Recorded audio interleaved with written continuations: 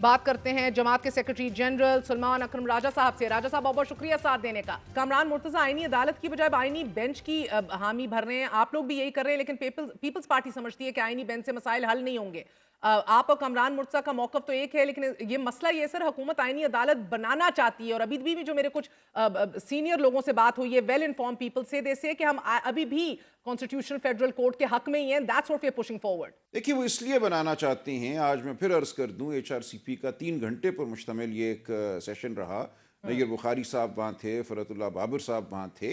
एक लफ्ज़ नहीं वो कह सके आईनी अदालत के हक में। देखिए, हमने ये कहा कि अगर आप ये कहते हैं कि बहुत मुकदमात का बोझ है, जो कि नहीं है, गलत हैं, वो आदाद व शुमार भी गलत हैं।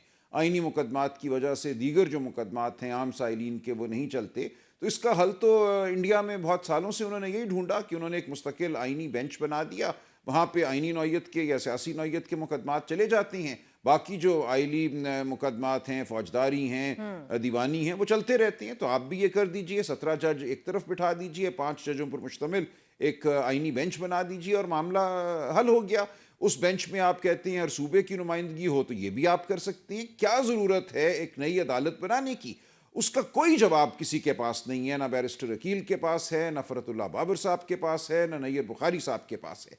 बात सिर्फ यही समझ में आती है कि ये चंद जजों को जो इस वक्त सुप्रीम कोर्ट के हैं, मंसूर अली शाह साहब और दीगर, उनको साइड लाइन करना चाहते हैं। ये नहीं चाहते कि मंसूर अली शाह साहब चीफ जस्टिस बने और उनके साथ जो दीगर सीनियर जज साहिबान हैं वो इस आईनी बेंच का हिस्सा बन जाएं।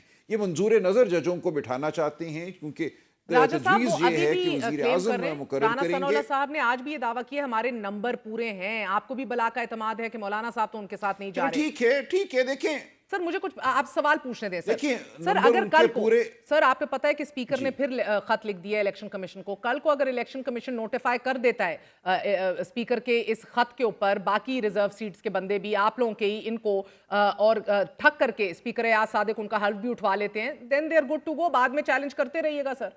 ऐसा ही है। देखिए, ये जो 63-1 का फैसला आया, इस फैसला कुछ भी हो सकता है फैसला बहुत अच्छा हो, दुरुस्त हो, पिछला फैसला हो सकता है गलत हो, लेकिन इसकी जो टाइमिंग है, ये सब कुछ एक तबातुर से किया गया। 27 माह वो रिव्यू नहीं सुना गया। फायज ईसा साहब के भी 12 माह गुजर गए।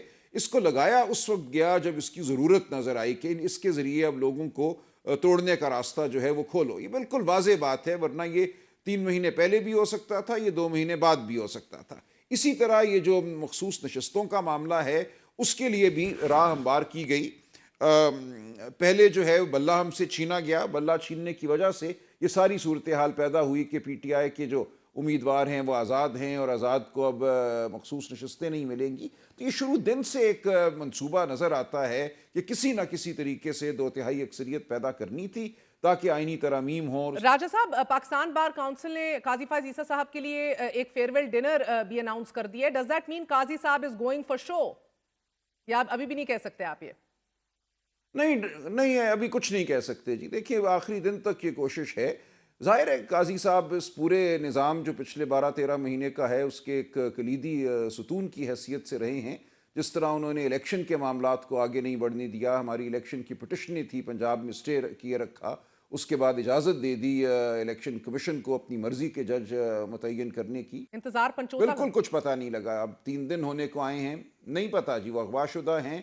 और बिल्कुल हमें नज़र आ रहा है कि किसने उनको अगवा किया। लेकिन ये एक जो खेल खेला जाता है, क्या कि लोग कहते हैं हमें कुछ नहीं पता, हम ढूंढ रहे हैं। कोई क्या ढूंढ रहा है? हर एक को पता है कि वो कहाँ हैं, किसकी हिरासत में हैं, अगवाशुदा हैं।